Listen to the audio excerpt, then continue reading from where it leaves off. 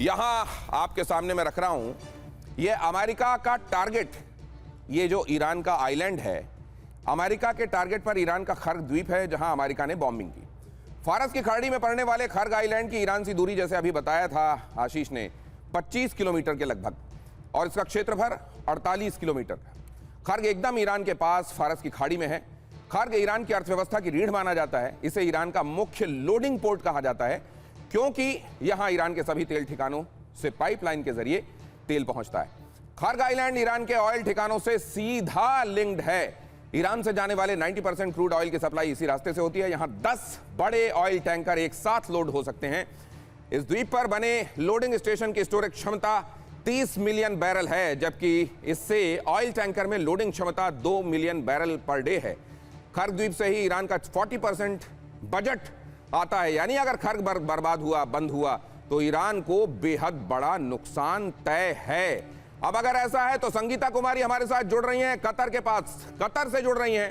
ये फारस की खाड़ी है जो उनके करीब ही आपको दिखाई देगी, समंदर में जो दिखाई दे रही है, उनके बिल्कुल बैकड्रॉप पर ध्यान दीजिए। वो समंदर जो दिखाई दे रहा है वो फारस की खाड़ी आपको दिखाई दे रही है, और यहां से खर्ग बहुत दूर नहीं है। खबर उन तक भी पहुंच गई है, संगीता कुमारी तक भी, कि ये सब हो चुका है। और अब मिडिल ईस्टर्न कंट्रीज को इस बात का डर है कि अमेरिका ने कर तो दिया, लेकिन क्या उनके किए का भुगतान मिडिल ईस्टर्न कंट्रीज को एक बार फिर से करना पड़ेगा, और उनके यहाँ के जो इस तरह के ऑयल रिलेटेड इंस्टॉलेशंस हैं, क्या उनको निशाना बनाया जा सकता है? संगीता कुमारी, ये डर है क्या वहां?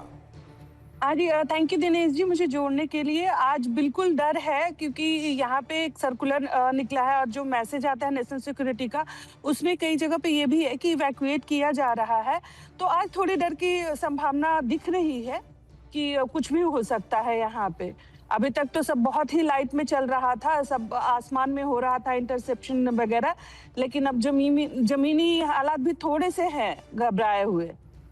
ये संगीता, आप तो दुनिया भर में अलग अलग जगहों पर जाकर लोगों को वहां का हाल बताती हैं, वहां की खूबसूरती के बारे में, विशेषताओं के बारे में लोगों को बताती हैं, लेकिन यहां जब आप पहुंची, ये समंदर जो आपके करीब दिखाई दे रहा है, ये समंदर की लहरें असल में ये पूरी दुनिया के लिए इतना इंपॉर्टेंस रखती हैं, ये आपको यहां आने के बाद रियलाइज हो रहा है क्या? ये हाँ जी, बिल्कुल रियलाइज हो रहा है। मैं, जैसा कि आपने कहा, मैं दुनिया की खूबसूरती दिखाती हूँ, और यहाँ भी आई थी कतर की आर्किटेक्चरी, और ये कहते हैं कि कतर बहुत रिचेस्ट कंट्री है, सेफ्टी का मामला है, तो ये दिखाने आई थी। लेकिन मैं खुद ही आज 16-17 दिन से यहाँ फंस गई हूँ।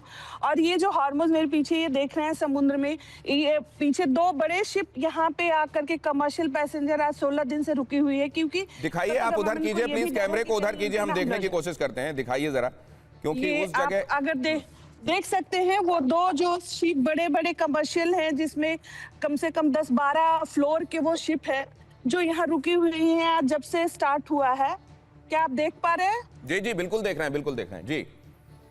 मतलब यही तो वजह है संगीता कुमारी जी, ये जो आपने इंफॉर्मेशन दिया, प्लीज वो तस्वीरें दिखाएं, हम अपने दर्शकों को एक बार बता देते हैं। स्ट्रेट ऑफ हॉर्मुज का बंद होना, यही बात अमेरिका को फ्यूरियस कर रही है। स्ट्रेट ऑफ हॉर्मुज का बंद होना मतलब ऐसा नहीं होता कि वहां समंदर के पानी में अचानक कोई बैरियर डाल दिया जाता है, ऐसा नहीं होता है। वहां को, उस जगह को इतना असुरक्षित बना दिया जाता है, इनसिक्योरिटी वहां इंस्टिल कर दी जाती है कि वहां से जहाज गुजरने में डरने लगते हैं, और यही बात अमेरिका को चिढ़ा रही है। अमेरिका का कहना, हालांकि परसों ही अमेरिका ने इस बात को एक्सेप्ट किया था कि हम हॉर्मुज को जो जरूरी सिक्योरिटी है वो देने में सक्षम नहीं है, और उसके बाद उन्होंने खर्ग पर हमला करके कहा है कि अगर हॉर्मुज को बंद करने की कोशिश की तो पूरा खर्ग नष्ट कर दिया जाएगा। 1988 में डोनाल्ड ट्रंप ने इसी तरह का एक बयान दिया था। 1988 में जब केवल व्यापारी की हैसियत से उन्होंने बात कही थी, तो कहा था एक गोली भी अगर इधर से चली हमारे जहाजों की तरफ तो हम खर्ग को तबाह कर देंगे। तब वो राष्ट्रपति नहीं थे। खर्ग बहुत दिनों से डोनाल्ड ट्रंप की आंखों में झूलता रहा है, तो क्या खर्ग को तबाह करने वाले हैं डोनाल्ड ट्रंप? 1988, साल 1988, अब जरा ये भी देख लीजिए, यहां पर CIA की रिपोर्ट भी आपके सामने में रखने वाला हूं। साल 1988 में ट्रंप का बयान आया था। उन्होंने कहा था कि अगर ईरान अमेरिकी जहाजों पर हमला करता है तो फिर अमेरिका को खर्ग आइलैंड का कब्जा कर लेना चाहिए। यहां पर जो मैं आपको दिखा रहा हूं, इसे आप ये पहले तो डोनाल्ड ट्रंप के बातों से समझ सकते हैं कि उनके एजेंडे में खर्ग कब से है। साल 1984 में CIA ने खर्ग को लेकर एक सीक्रेट रिपोर्ट तैयार की थी। ये सीक्रेट रिपोर्ट है जिसको मैं आपके सामने रख रहा हूं। खर्ग आइलैंड से संबंधित ये जो रिपोर्ट है, आशीष एक बार फिर से आप यहां पर चाहिए, ये जो रिपोर्ट है खर्ग आइलैंड से संबंधित, इसमें जाहिर है खर्ग के बारे में उसकी पूरी कुंडली खोल दी गई है। CIA दुनिया की सबसे सबसे ताकतवर एजेंसीज में से एक, और उसकी ये रिपोर्ट, तो ये असल में एक बहाना मिल गया है क्या खर्ग पर हमला करने का? देखिए, जैसे ही अगर 85 से 90 और 95% तक का अगर ऑयल का वो लाइफलाइन खर्ग है, तो CIA जब शुरुआत से ही लगभग 30-40 साल में, चाहे वो इराक हो, अफगानिस्तान हो, और किस तरह से नेवल बेसेस और डिफेंसेस, एग्जैक्टली, इसको लेकर जो ईरान का प्रिंसिपल ऑयल एक्सपोर्ट टर्मिनल है, उसको लेकर किस तरह से आगे बढ़ा जाएगा, उससे कैसे कैप्चर किया जाएगा, ये सब कुछ CIA की रिपोर्ट में डिटेल में दिया गया है। कैसे 9 से 10 मिलियन बैरल पर डे वाली कैपेसिटी है इसकी एक्सपोर्ट करने की।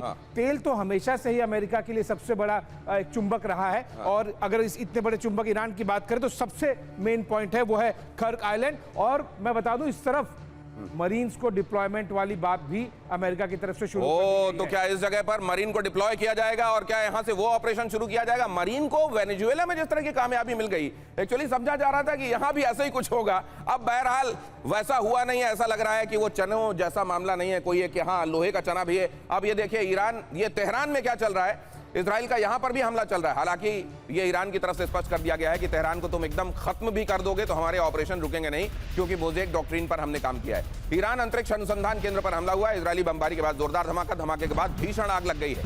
अब जरा अगली खबर की तरफ चलिए बहुत जल्दी से। ईरान ने UAE पर किया ड्रोन हमला, फुजैरा पोर्ट पर ड्रोन हमले के बाद तबाही। फुजैरा पोर्ट में अब ये UAE और मिडिल ईस्ट की कंट्रीज, जनरल कुलकर्णी ये सोच रही होंगी कि उन्होंने गलती की है या लॉन्ग टर्म में अमेरिका के साथ रहकर ही फायदा होगा। दिनेश जी, ये तो अब कैच 22 सिचुएशन है, पर सवाल ये है कि जो भी आज तरक्की हम लोग खाड़ी के देशों में देखते हैं, वो सारी की सारी जो तरक्की है वो अमेरिका को ही उसका श्रेय जाता है, क्योंकि उन्होंने वहाँ से पैसा उठाया, क्योंकि वो तो पैसे के खेलते हैं, तो उन्होंने वहाँ से पैसा उठाया, वो पैसा खुद खर्च किया और खुद अपने आदमियों पे खर्च किया। वही ईरान में भी जो तरह की खुशहाली शुरुआत में थी, वो भी वहीं से उसके साथ थी। लेकिन जो आप खर्ग आइलैंड की बात कर रहे थे, वहाँ पे 30 मिलियन बैरल तेल, 30 मिलियन बैरल तेल का मतलब है कि खाड़ी वो स्ट्रेट ऑफ हॉर्मुज से 20 मिलियन बैरल तेल ही का निर्यात होता है, और विश्व में सिर्फ 100 मिलियन बैरल तेल इस्तेमाल होता है एक दिन में। तो आप समझ सकते हैं कितना तेल खर्ग आइलैंड में रखा हुआ है। और 22 स्क्वायर किलोमीटर का आइलैंड, जो तकरीबन जैसे आपने कहा 25 किलोमीटर को दक्षिण में है ईरान के, उसका कब्जा करना अमेरिका के लिए निहायत जरूरी है, अगर उसको स्ट्रेट ऑफ हॉर्मुज के ऊपर कब्जा करना है। ठीक है। जैसे आशीष कह रहे हैं, कार्रवाई शुरू हो चुकी है।